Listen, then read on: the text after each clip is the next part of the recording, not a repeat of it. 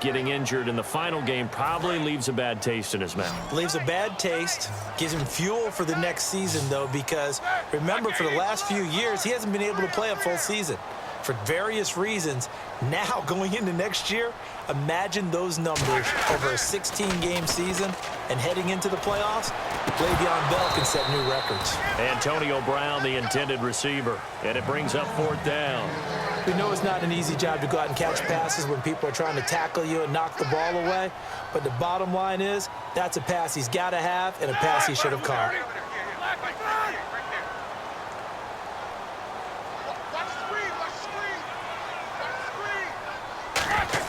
They'll indeed go for it with Roethlisberger. And he's got Rodgers. And he's going to have the first down yardage to the 35. I don't know if I agree with that. I guess they don't care if I agree with that. But, boy, you have to be surprised by that, right? I definitely was surprised that they decided to go for it in this situation. But they must have either felt like they either had a great play call on or they're trying to show extreme confidence.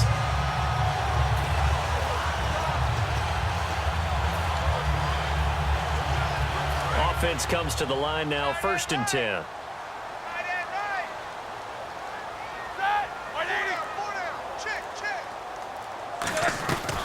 They'll run it now out of the gun. Shreds the tackle. And now they're going to get him down right at the line of scrimmage. No gain on the play there, 2nd down. Well, at least he was able to break that initial contact, or it could have been a loss. Yeah, give credit to the defensive player, though. What did he do? Made him slow down, slow up his feet, and allowed the rest of the guys to get there to finish him off. On 2nd down, Roethlisberger. And the hit jarred it loose. It's incomplete. So many offenses want to include their running backs into their passing offense and be able to swing the ball out or check it down to them. But sometimes those guys are just not as comfortable catching the ball as they are running it.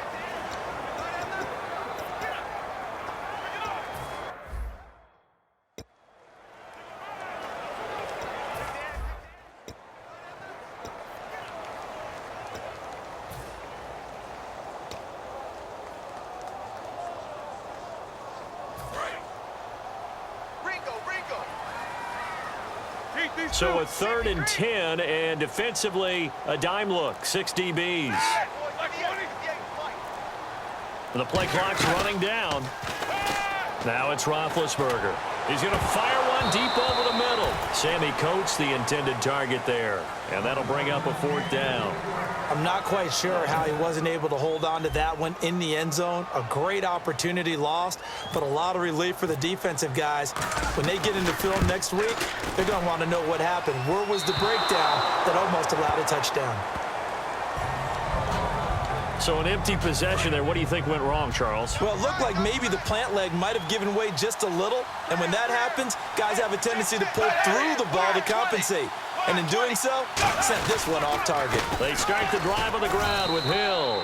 And he'll take this for about 4 up to the 46-yard line. Bud Dupree, a former first-round pick, in on the stop. For Jeremy Hill, with the season in the rearview mirror, finished just below 1,000 yards. I think 18th in the league in rushing. And what, his 2 100-yard games both came against Cleveland, I believe. Yeah, if he could play Cleveland each and every week, he would have been well over 1,000 yards. So the thing about Jeremy Hill and the Cincinnati Bengals offense, you think of them as a run-first team. So to me, his 889 yards, disappointing, because I would have thought that that would be a higher number and an increased production from. Alongside Charles Davis, Brandon Gaudin, and it's the Bengals with a football to begin quarter number 2. They're up against a 3rd and 2 to start things out.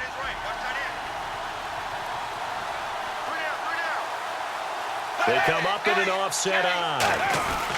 They'll try and run for it. Here's Hill. Oh, he's got some breathing room. And a cut to the sideline. And he'll go out of bounds down inside the 15-yard line. You know what's really hard for a big-time running back? It's patience. Being able to hang in there when the runs aren't there, when you're taking some hits early in the game. But this drive, oh, he's come alive, and in a big way. Now he's starting to gallop. And now the offense operates in the red zone.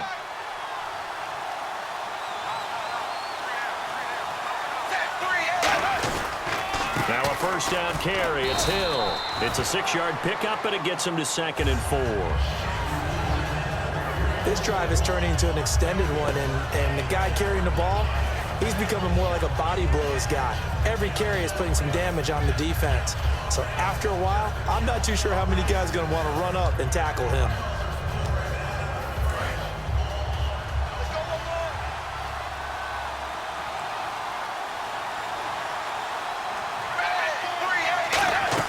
On second down, Hill. And he will take it on in for a Bengals touchdown.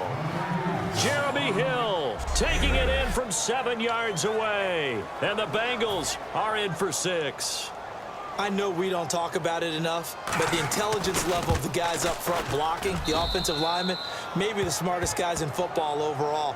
Add in a little bit of athleticism and a whole lot of toughness, you've got a lot to deal with, don't you? That's why the guys in the backfield get them really nice Christmas gifts, right? If they're smart, they do. This fielded a few yards into the end zone. They'll bring it back to just about the 25, call it the 24-yard line.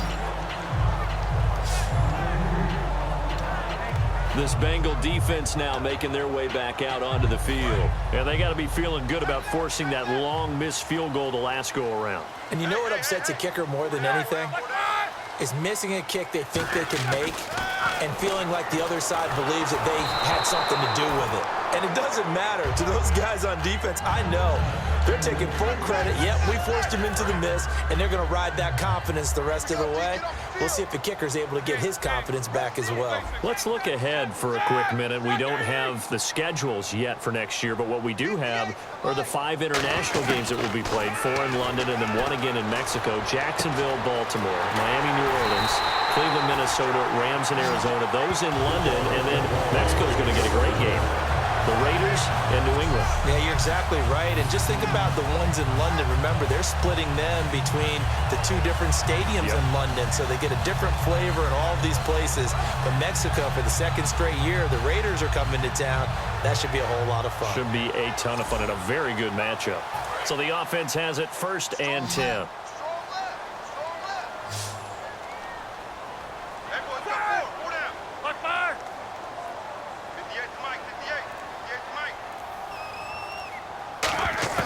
They'll throw on 1st down with Roethlisberger.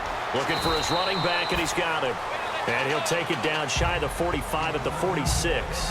So many times you hear today's NFL described as a space game. Get your best players into space with the football in their hands. That's why sometimes you just swing it out to your runner, get him out in the flat, and let him have a chance to make people miss an open field. A fake to Bell. Now it's Roethlisberger. And incomplete there. A nice hit. Jars the ball free and brings up 3rd down. And he's certainly not a guy that drops that football very often. Indeed, because that's a bit of a surprise. I know he's in the middle of some traffic and people, bodies all around him, but he usually has the focus to haul that one in.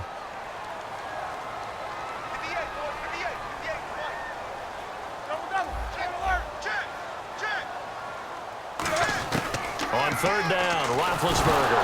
Now been hit, and he lost the football. It's loose.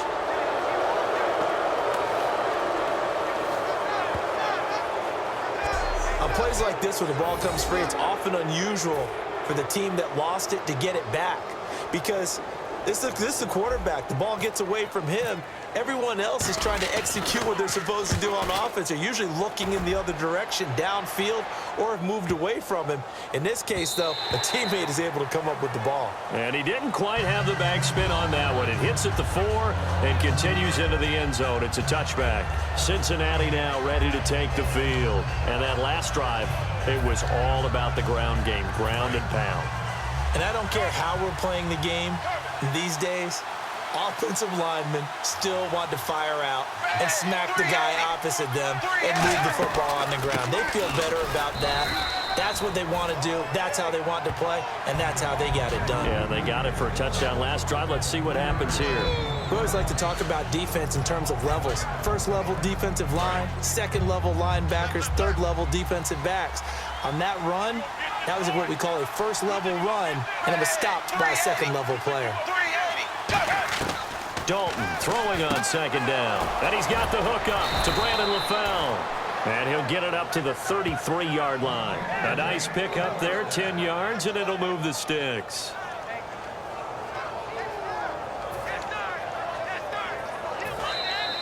Two minutes remain here in the first half. Back to Heinz Field after this.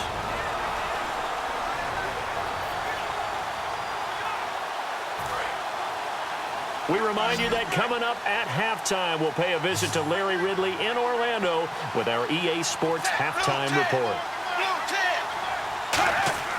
Dalton, 1st and 10. A dump off now to Hill.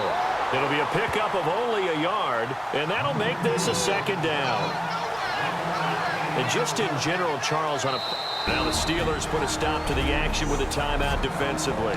It's just their first, so they'll have 2 remaining here before we get to halftime. So they complete the pass, and now they face a 2nd down.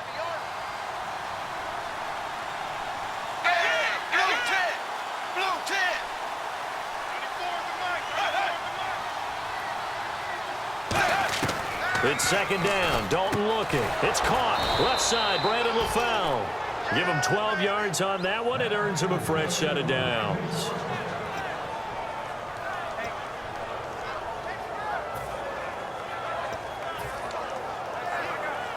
Now the offense lining up 1st and 10.